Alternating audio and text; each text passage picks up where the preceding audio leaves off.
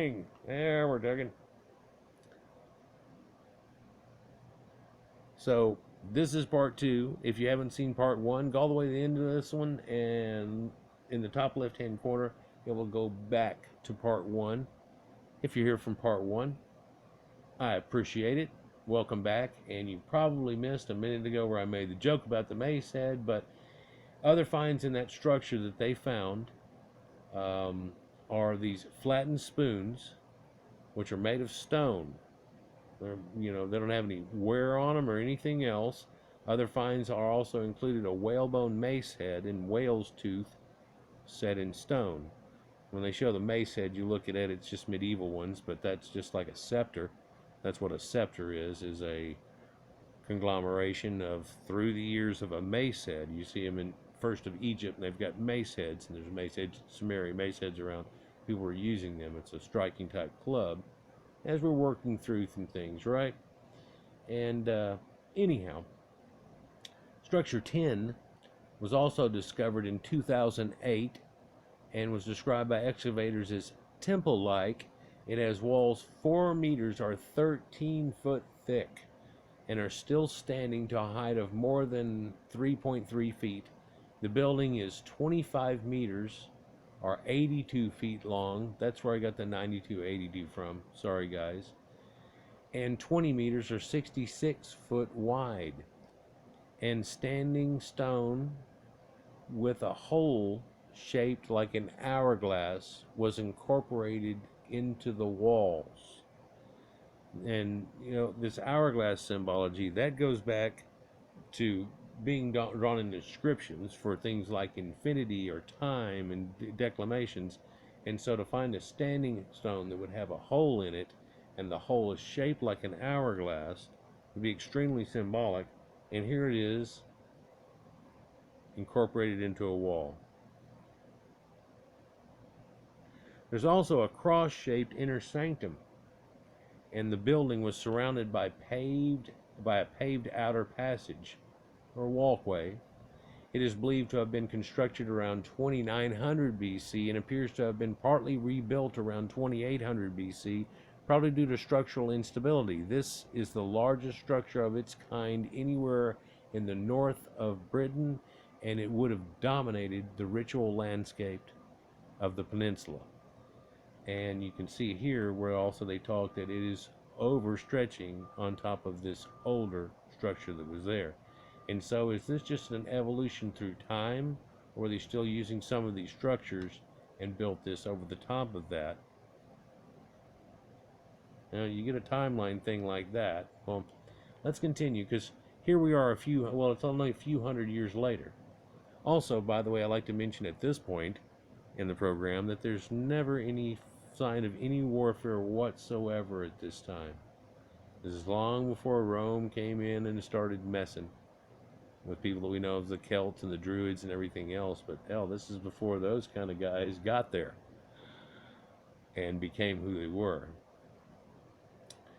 Pre-Proto-Celtic, Druidic, Pictish. Largest structure of its kind, though, in all Britain. Structure 10 was used until around 2400 to 2200 BC, when it appears to have been closed in an extraordinary and unique episode of ceremonial demolition involving the slaughter of several hundred cattle. Listen to this. Bones of approximately 400 cattle tibias, or just shin bones, comprised the vast majority of bones found. The bones were laid around the structure 10, and an upturned cow skull was placed within that, like on purpose. The tibias appear to have been cracked to extract the marrow, suggesting that the slaughter was accompanied by a feast. Well, this feast would have been able to, serve 10 to 20,000 people. I mean, you think the amount of barbecue you can get out of a whole cow. And when you do a normal barbecue and you take one leg or do whatever and you have that thing and you're cooking that, and that ends up feeding a whole, your family reunion or whatever. Okay, well, how about if I had 400 cows? Not to mention the other things that are there in deer, and we're going to get to that. Let's go to that. So they're laid around and had the ceremonial cow skull put on it, and so it looks like a feast. All the slaughter seems to have been taking place in a single event. And after the feast, the whole carcasses of several red deer, the whole carcass, were placed atop the broken bones, and structure 10 was largely destroyed then. This event appears to have marked the closure and abandonment of the Ness of Brogar site. And what's strange about that, people have made a lot of that, and they said, oh, it was a time where religion changed, or this happened, or that happened.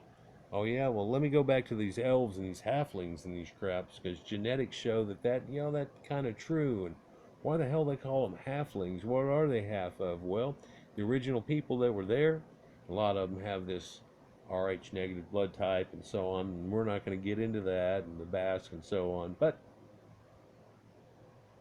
a lot of these people that are originally there, apparently it's showing through the female line, mitochondrial, and not the male line. And therefore the belief is that the males got taken away, like the Peter Pan thing, into Never Never Land, and that those females with those males became, well, their children sure were halflings. Well, it was the same race of people, but different people. Slightly, somewhat radically different people, but not much. And that would have just been halflings. So some of that stuff gets vindicated, and even though it sounds weird, and these people that are about this tall and hobbits and stuff, well, their feet are just as big as normal, so they're just as big as normal people. Well, they got these houses and these little holes, and you have to squat down to go into them, so they couldn't have been that tall. And be like, well, when you stand up in there, the place is pretty huge. But in Gandalf's version, he bumps his head on the chandelier, right? So who would have been a people that would have been so tall that they would have bumped the head on the chandelier of the people that lived in the little... Aha! There you go. There you go. Okay, so let's just... So the site here, you can see these things are bricks and all laid in, and it really is cyclopean, but with this type of stone, because all kinds and sizes are put together, but eventually making an exacting height. And you can see how deep it's entrenched in this, right? So when you look at the house and you say, well, how much, could the door be smaller? See the little doorway of the pyramid house? It's a little different. So they took the carcasses and the full ones of deers and put that on there, and red deer is symbolic, and with these people and the god and the Seronos and the whole thing we've talked about before. So some of this should be making some connections. And even though it's just this bland, stale or archaeological studies thing, there's a whole lot that if you're studying this stuff through the same time and that stuff through the same time, and then you find these people of that time, it clicks and you so, okay. Hopefully some of you are having that moment. Structure 12 was built around 3000 BC. It comprises of 6 piers, 4 recesses, and 2 separate hearths. But it is the southernmost structure so far uncovered, but there are believed to be more structures further south still underground, some of which unfortunately may be under the site's spoil heap. And I don't know if they're talking about where they dug up the stuff from here and moved all the dirt there, and now they're saying, well, like in this picture, they move all the dirt right here. Well, what if there's one of these right below that? And now they're like, well, now dig all that up and move that someplace else. In fact, why don't we check the area over here before we go moving any dirt anywhere?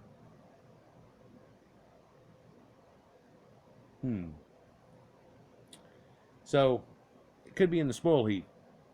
And that to me just sounds like the current spoil heap. It doesn't sound like the spoil heap from older days, because if that was, then that definitely shows you a long distance time before they were, hey, this real nice place, now it's the spoil heap. This just makes you know. Okay? So people have said a lot of this is a transitioning of life, of people coming in and changing and stuff. And so here's your Proto-Indo-European wave that's rolling through. The first of a few.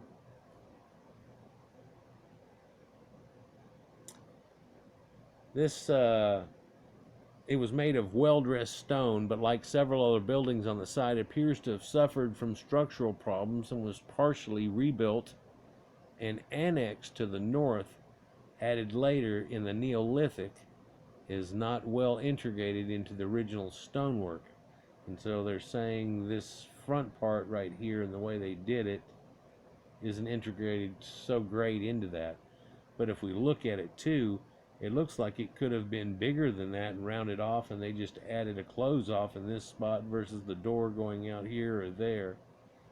Now, some doors might point towards a certain day and things like that going on, but other doors, and the way they look at the way they build them and zigzag them in on a few of these guys, and it's definitely to cut down on wind coming through and things like that. Oh, we were talking about windows earlier.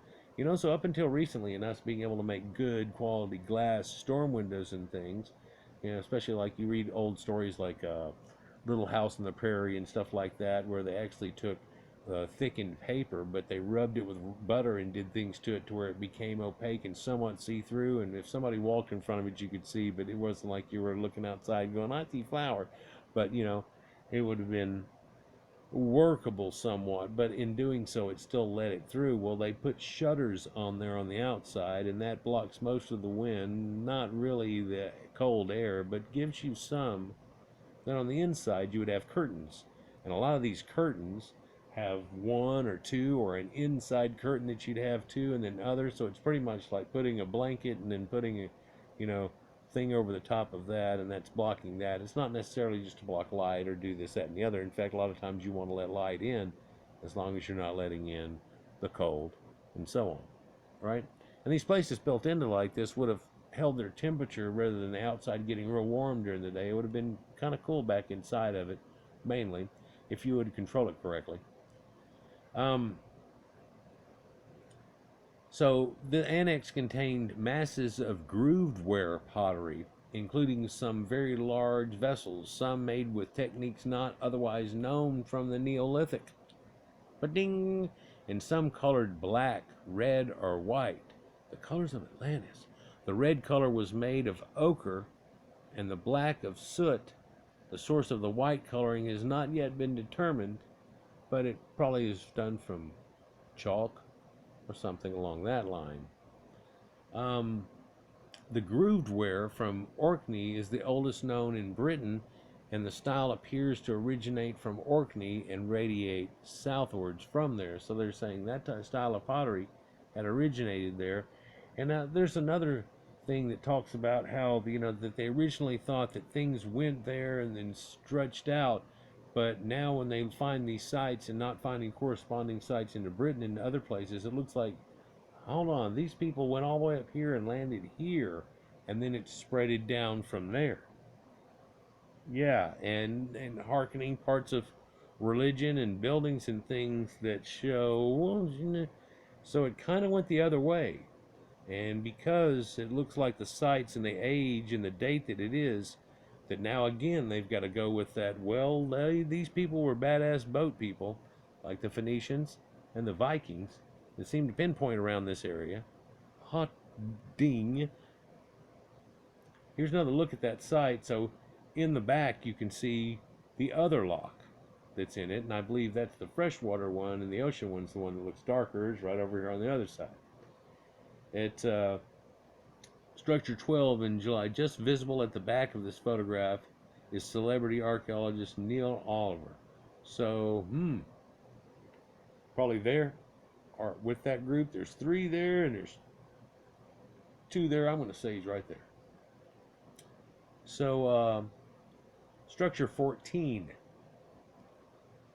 Structure 14 was built around 3000 BC, roughly contemporaneous with structures 1, 8, and 12, and like them, it was built on top of earlier structures. The most northerly of the buildings so far uncovered, it has 3 entrances, 4 piers, and 4 recesses, and 2 hearths. Apart from its size, it's generally similar in design to Structure 8. And you can see it's the supposed little one that's up there up top, but yeah, still. A great deal of stone from Structure 14 was taken in antiquity for reuse elsewhere, and like all other structures except for Structure 10, appears to have been largely demolished by 2600 BC. So 10 is the only one that doesn't appear to have been busted, and well, so perhaps this whole thing got busted out, and then 10 was left alone, and it's shaped a little different too, and got a little different going on. In fact, it's over the top of this. The ends of this building appear to have been used for different purposes, and as of 2016, the floor is undergoing chemical analysis to determine what they were. So the flooring on it and the entrances, and this has got one of those cut-in chink chink turn entrances, and there's extra ones going here and a niche that cuts in, but I wonder why. An unusual axe head made from gneiss is a cariated bowl from the early Neolithic, which may predate grooved ware, have been found in this structure. And gneiss is it's kind of striated, metamorphic, volcanic type of rock. It's igneous type of rock, though. It's been done by heat and flow and stuff like that. So Structure 14, as it appeared in July 2016, the tarpaulins visible that you can see right here are left over from when the site was covered and closed down. The digger started on July the 4th of 2016. The tires, and they spell it like tire, huh? Yeah, were used to weigh them down, and yeah, they always use some tires on some stuff, using to help weigh down the big tarps that they had over everything. So let's look at this timeline thing I told you about, and it finally got me to the site in the first place. We're going to look at a few of these sites coming up, and I looked at Bruna Boyne recently, and I told you about Bruna and how that works with witches, and still to this day in brouhaha and things are witches, right? And that they were the witches of Boyne, and all this stuff goes on, and ooh, now all of a sudden we got it. Well, I did that way back. That was Halloween of last year. But we need to look at the Nap of Howard and how it goes back quite a bit in date. They're showing you here 3600 BC, and it's there. Bruna Boyne hitting about 3500 or so. And Stonehenge, of course, pegging in here, running it just before the time of the pyramids. Avebury shortly after than that. Stonehenge stones erected here because it used to be a wood hinge, and so it was always used before, but then there was the secondary special part that we all know today. They try to date that, and they go, no, it's used before then. And there's wood hinges. But Maze How, we talked about, and the Ring of Bordir, which is apparently built farther in at this time here. The Tomb of the Eagles, we probably need to look at. Standing stones of Stennes, which are just on the other side from this. When we get to the picture thing coming up, you can kind of see from a backward angle somebody's done, where this is it, this is it, and this is it. Well, just behind me is this, and over, what did they say, northeast? So back to my right's this, and so on. Yeah. But they have this barnhouse settlement, and there's that one that looked like a clover, and it dates way back into this 3200 BC and breaking these times, right? Doing that. Skara Brae, which was inhabited for this period of time, seems to have started somewhere in the time of 3200. And so one thing that you want to notice whenever you look at this is that there starts to be some correlations between times that are here. For if you look at this margin that my hand point is on right now, you're seeing that all these places there seem to be coinciding with this time of something happening.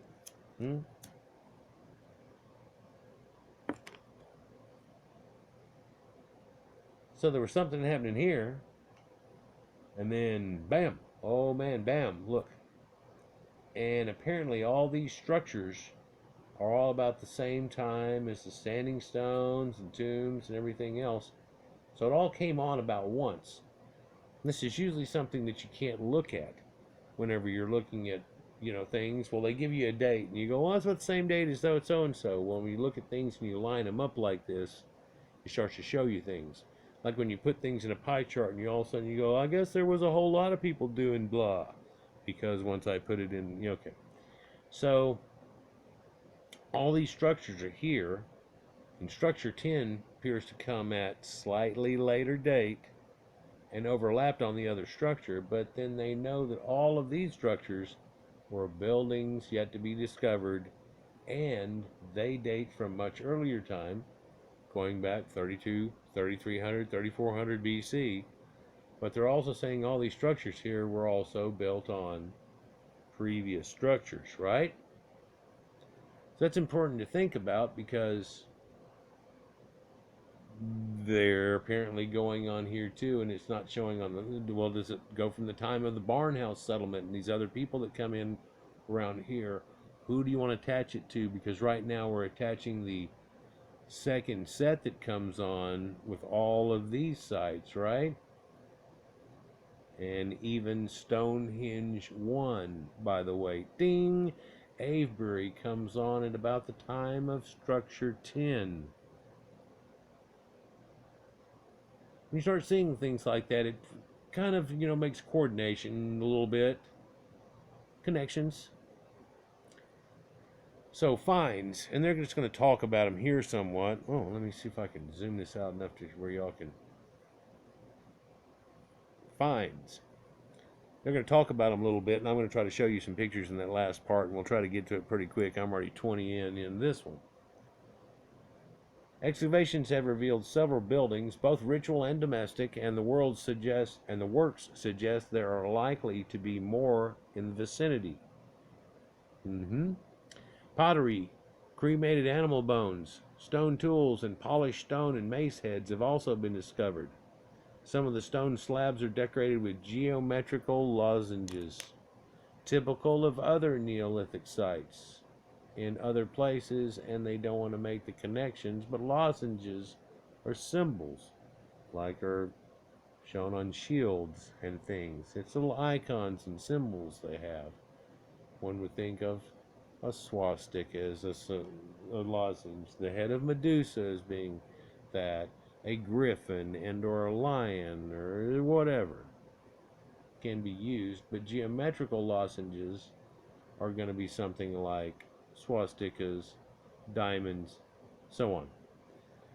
There are remains of large stone wall, which is called the Great Wall of Brogar, that may have been 100 meters long, 333 feet, a football field, and 6 meters or 20 foot or more wide. Just the wall.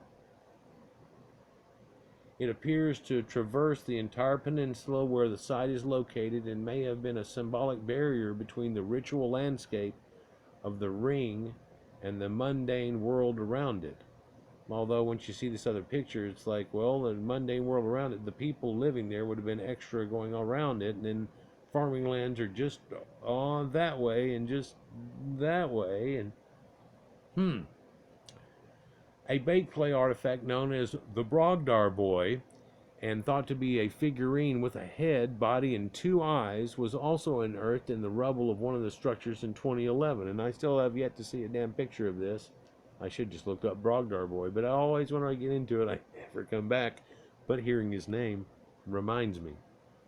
It was found in 2 sections, the smaller of which measures 30 millimeters, but is thought to be part of a still larger object. In 2013, an intricately inscribed stone was found in structure 10, described as potentially the finest example of Neolithic art found in the UK for several decades. Decades? They feel like they can date it within that thing, and woo, there's art. Well, if you look at these art too, and their geometrical designs and stuff, and hopefully that thing has a picture of it, I think it does, of these little bars they have and geometrical hash marks and lines that go on them that we have seen on totem poles that I showed you. And also it seems to show up in like linear A script and things like that, and Ogham and stuff. But of course that's not exactly what it is.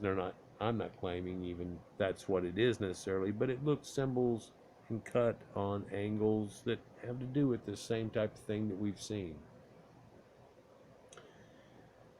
So the stone is also inscribed on both sides. A few days later, archaeologists discovered a carved stone bull.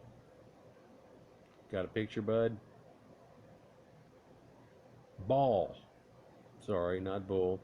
So here's a carved stone ball, like a mace head or whatever, but it's just a stone ball, like a cannonball, but they ain't made perfectly round. It's made more bumpy, almost like a brain, or no, more like a pomegranate, or corals sometimes look like that.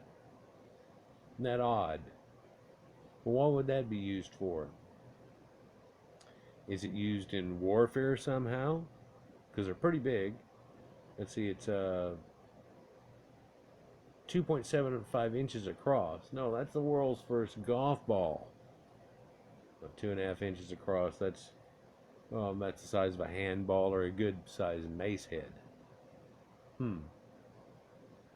And there's a few different ones with 3 to 160 protruding knobs on the surface. That's probably mace heads. It's just stone balls, though. I guess they don't have the hole drilled through them to where they can put a mace head on them, or maybe they're just made to it but not ready. A very rare find of such an object and situation in a modern archaeological context. Recent finds include scale knives and hammerstones and other, perhaps even bigger wall. So there's another wall. The dig involves archaeologists from Orkney College and from the University of Aberdeen, Cardiff, and Glasgow. It has a World Heritage status, site in December 1999. In addition to the Ring of Brogdar, the site includes Maes Howe, Skara Brae, the Stones of Stenness, and other nearby sites. It is managed by Historic Scotland, whose statement of significance for this site begins. They say the monuments at the heart of Neolithic Orkney and Skara Brae proclaim the triumphs of the human spirit in early ages and isolated places.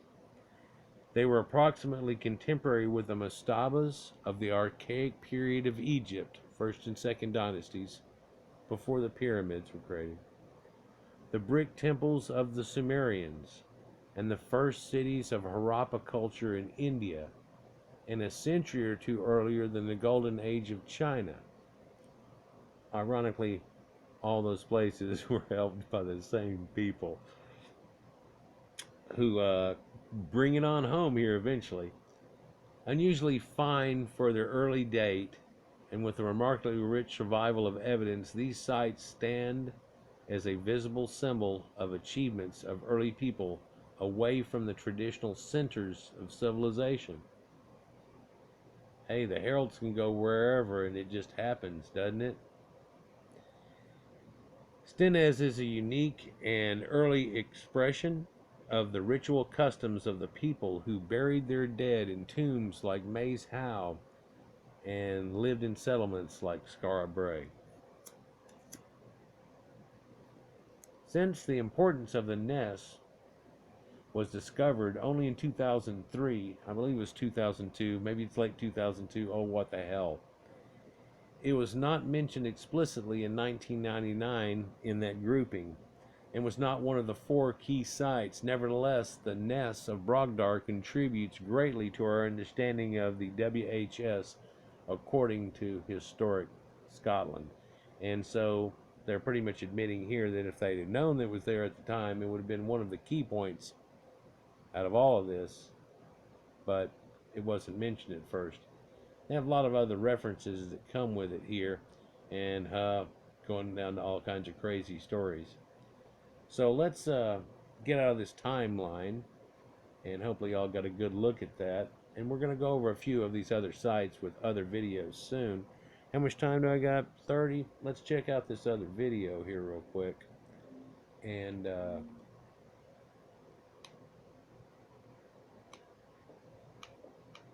it kind of gives some examples of the way this place looked, and its title is The Ness of Brogdar, Arrival of the Indo-Europeans in the Orkneys. And Are you going to blow up all the way? There you go. And so you're looking at a site here, and to be honest with you, I don't know what all this has to do with, but what it does show is a few places that are keynoted in here, one of which is out in the bog where they have supposedly found other things. And so before it was a bog, there was already things being built here. This is significant because it's about 6500 BC that the water from the ocean on that side there flooded in and made that loch a brackish loch, which means mixed with salt water. And so that shows that that sea level would have been down before at that time, and therefore this site may contain things that are way older. This is an overview of the site from side to side looking onto it. This is the start of that mound I told you about that's over here on this side, and you can see the different buildings that are done in here.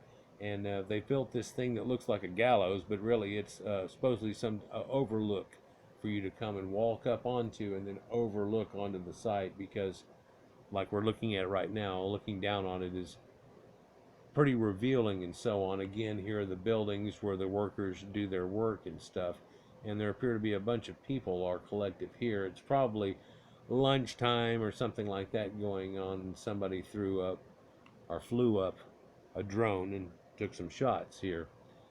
So interesting always to find. But here's the picture I was telling you about, because up here is the ring right here that's Brogdar. Here's the site that we've been talking about all day, and it's on this little peninsula that kind of ironically looks like Florida coming down here. Then you got this little keys kind of concept coming down here, and it whoop connects to this other land. And here's where the standing stones of Stennis are, and it's circular moat there around it. But I see a circular shape here and here in my picture. Can you kind of see it? And I wonder if they find any other ones right around here that they don't even know about from this. And someone had said that now that they have a false bridge going across there, of course, but in the older days it looked like people had done things to it. Here's some of that special metamorphic rock, and symbols are carved into it, and some of the things that are built into the walls and so on. This looking somewhat like a daisy with a center to it, and then circles going all around it, and then it's like got some type of rainbow arch over it in two lines, and there's a coin there to give you a good reference.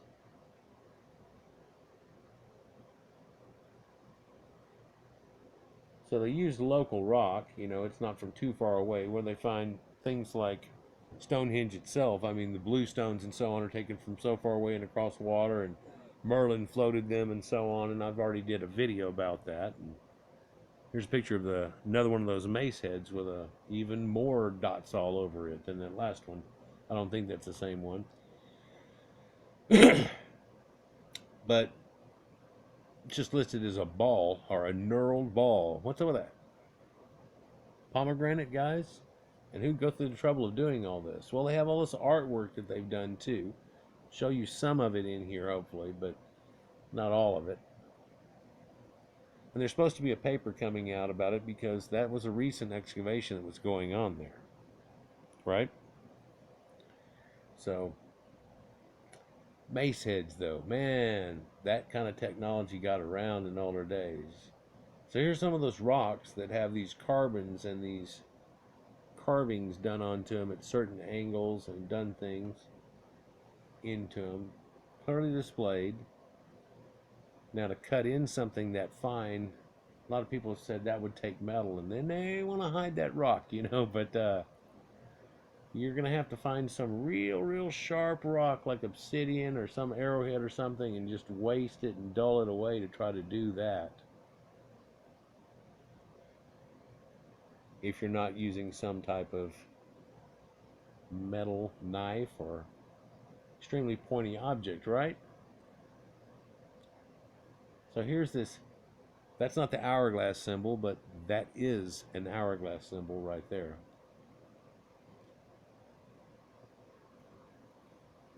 So now we're looking at another set of hourglass type symbols, and if you'll look, they are actually both made out of the Aleph symbol, or the A, as we even know it today. Here's a type of moth. It looks kind of jaguarish. It's there for reference. It's not too big, but this is an X. But then each of the X's, instead of just having the capped ends on them, have an extra mark through them. Both of them making that crossed bullhorn head. If we look at it and flip this around 180, we'd be looking at two bullhead shapes, and that same sign of Aleph that are made through the Phoenicians, and the first of that type of writing and symbology. And then there are other artistic expressions like this. Hopefully all of them are showing up well in here, but you can see these symbols of water and union, and that X and its symbology there, and the arrows in one direction, and a striped pole looking situation, and all of these meant something. And I don't know what it is, guys. I wish I could tell you the secrets of it all, but there's one thing for sure: this water is not bound like the other elements are. Let me just say that. Here's another symbology showing you the same cut in geometric triangle shapes and things that are going on. And it certainly meant something. And this is a slab, or a stele as it's known in ancient times. And it has something drawn or written on here that means a whole lot more than currently meets the eye. Triangles, pyramid shapes. Here's again a triangle multi-motif on another rock built into the site. That hourglass we know is an argyle pattern in fabrics. By the way, now would be a good time to interject the fact that they found 5,000-year-old fabrics with these people at their first. And because of what we talked about, it's probably not anything new or weird that you would think about it, because we know that those people did have fabrics. In fact, they took people from kilts and tartans to a time whenever, well, we all wear pants now, and that's because of horses. So one thing else that can come along with this is there are cattle, like in the picture that was shown before this. Let me go back. So there are cattle being taken in here and so on and around at this time, but horses aren't here yet. So we can tell which wave this is and who these people are from their other pottery from before, and make connections of who were these people and who were the bell beaker people eventually, and the corded ware people that come in and end up forming the Proto-Europeans that we have today.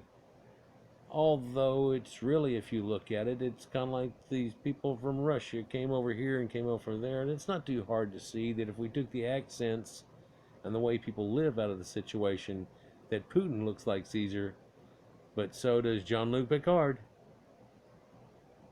And there's not too much of a difference between this whole run of people, except for certain cultures and aspects of it all. Anyhow, guys, like, share, and subscribe, and enjoy, and we'll get on to another subject and some connective sites to these sites that we're talking about. So hopefully you'll remember these, and I'll reference this in those. Peace.